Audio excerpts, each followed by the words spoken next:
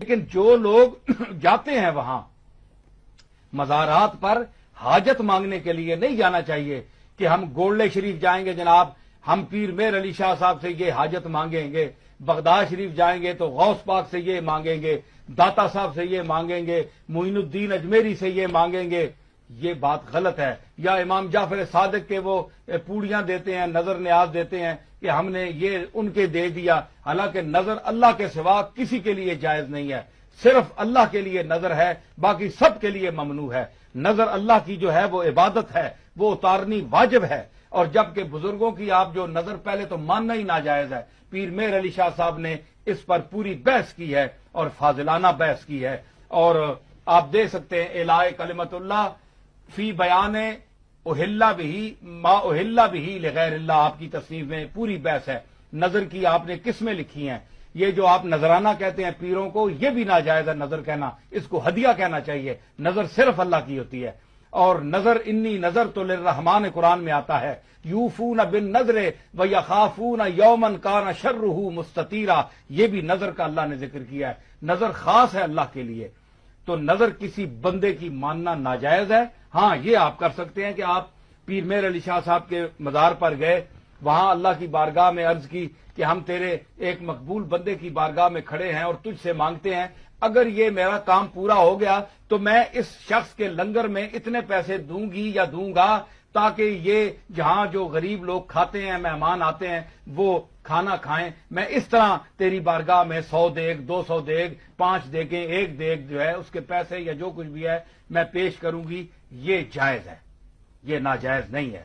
لیکن پیر صاحب سے مانگنا، غوث پاک سے مانگنا، خواجہ معین الدین اجمیری سے مانگنا کہ اے فلانی قبر والے میری فلانی حاجت پوری کر دے، یہ مشابہت بے عبدت الاوثان ہے، بت پرستوں کے ساتھ مشابہت ہے، جو شریعت میں شرک ہے اور شرک گناہ عظیم ہے، ہماری شریعت میں منع ہے.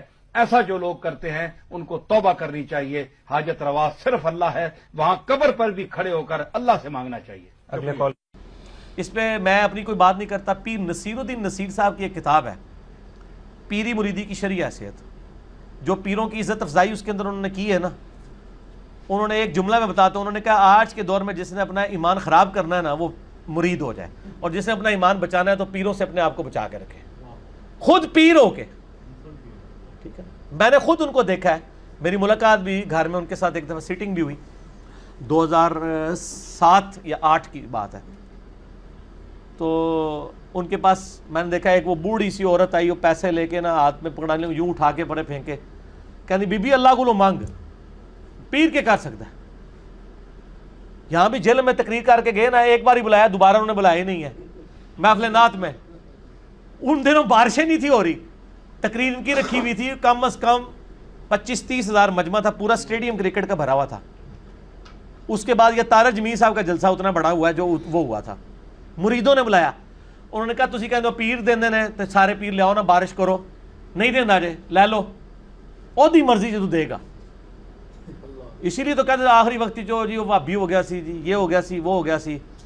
اگر وہ بھابی ہو گیا سی تو پھر تہاڈی بزرگی چ کمی ہے کہ تہاڈی اولاد بھی ہو کے تہاڈے سلسلے چ بھی ہو کے وہ گمراہ ہو گیا. پیر تو اسی لیے کیا جاتا ہے نا تاکہ آپ گمراہ نہ ہو.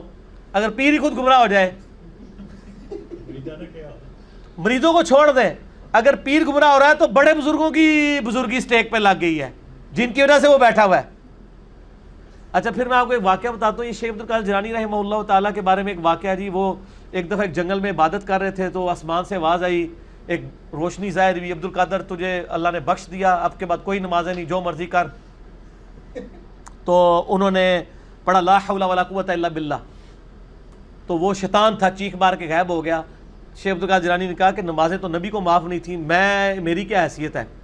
تو جاتے جاتے اس نے کہا کہ شیخ عبدالقادر جیلانی تیرے اس مقام پہ پہنچے ہوئے 70 اولیاء اللہ میں نے بہکا دیے ہیں اسی بات کے اوپر، تو اپنے علم کی وجہ سے بچ گیا. تو انہوں نے کہا یہ تو نے دوسرا وار کیا ہے، میں اللہ کے فضل کی وجہ سے بچا ہوں. یہ اللہ اکبر اس واقعے کی میں انجین نہیں کرنے لگا ہوں کہ سر وہ جو 70 غوث تھے جن کو شیطان نے اوندھا منہ کر کے دوزخ میں پہنچایا ہے، ان کے لاکھوں مرید کدھر گئے؟ 71 ہی ایک ہی بچا جائے، 70 تو شیطان لے گیا جائے. تے سانو کے پتا ہے تسی جڑے پیر ساڈے بنا رہے ہو انہاں نال کی ہونا ہے؟ اگر غوثہ نہ لے ہویا ہے تو پھر ہم کہتے ہیں اس کو اپنا پیر مانے جس کی گارنٹی قرآن میں ہے، ما ضل صاحبکم وما غوا، تمہارے نبی نہ کبھی بہک کے ہے نہ کبھی بیرا چلے. اور یہ اعلیٰ حضرت نے خود لکھا ہے، اعلیٰ حضرت کی ایک کتاب ہے بیت و خلافت. اوتے چند چڑھے جڑا دیکھ رہے ہو جناب، چڑھ گیا چند. اچھا، بیت و خلافت کتاب ہے اعلیٰ حضرت کی، وہ میں نے اس میں حوالہ دیا ہے. اس میں انہوں نے لکھا ہے کہ یہ جو بایزید بستامی کا قول ہے نا، جس کا کوئی پیر نہیں، اس کا پیر شیطان ہے، یہ محض باطل ہے. تحقیق ہر سنی مسلمان کا پیر محمد رسول اللہ صلی اللہ علیہ وآلہ وسلم. ٹھیک ہوگا جی. تو یہ اعلیٰ حضرت خود کہہ رہے ہیں کہ بایزید بستامی نے جو بات کی ہے یہ باطل ہے. جب ہم کرتے ہیں تو کہتے ہیں بزرگوں کی گستاخ ہے. تو ہم بزرگوں کی گستاخیاں بزرگوں کے اقوال کی روشنی میں ہی کر رہے ہوتے ہیں. میں اعلیٰ حضرت کے ساتھ ہوں کہ یہ باطل ہے اور یہ جھوٹ ہے. جو کلمہ پڑھ لے. پھر قرآن میں تو بیعت آئی ہے اللہ کی، سورہ توبہ میں آیا اللہ تعالیٰ نے مومنین کی جانیں اور مال جنت کے بدلے میں خرید لی ہیں، اس بیعت پر خوشیاں مناؤ. سر جب میری بیعت ہوئی ہوئی ہے اللہ سے اور اس کے رسول سے صلی اللہ علیہ وآلہ وسلم، تو میں چھوٹے موٹے پیر کیوں پڑھا جنہوں نے منو روٹی دے کے تو پالنا پہ جائے. میں پھر وہ اکثر بات کرتا ہوں نا کہ لوگوں نے گاڑیوں کے پیچھے لگایا ہوتا ہے نگاہ مرشد، حالانکہ وہ نگاہ مرشد نہیں ہوتی، وہ ھذا من فضل ربی ہوتا ہے. اور جن پیروں کو یہ نذرانے دے رہے ہوتے ہیں ان کا بھی کام ہے کہ وہ اپنی گاڑی کے پیچھے لگوائیں کہ مریدین کے نذرانوں کی برکت سے، اور وہ سچ بھی ہوگا. یہ تو جھوٹ ہے نگاہ مرشد. یہ تو بیچارہ پورا دن ٹیکسی چلا رہا ہے، پیچھے لکھا ہوا ہے بری بری امام بری کر دے کھوٹی قسمت ہری، اور جا کے امام بری کے وہاں پہ مزار کے اوپر جا کے چندہ بھی دے رہا ہے. اس مزار کے اوپر جو سارے معاملات چل رہے ہیں وہ تیرے چندے سے چل رہے ہیں. یہ تو ہونا چاہیے اس مزار پہ لکھا ہو کہ ٹیکسیوں والے اور غربا کی نگاہ کرم سے. یہ سچائی ہوگی. یا پھر خدا کے لیے آپ لکھو ھذا من فضل ربی. حضرت سلیمان علیہ السلام کے دربار میں جب وہ پلک جھپکنے سے پہلے وہ لے آیا ان کا وہ امتی یا فرشتہ یا جو بھی تھا، جس کو آصف بن برخیہ کہتے ہیں یہودی، مسلمانوں میں ان کے ہاں نام ہے، قرآن میں نام نہیں آیا.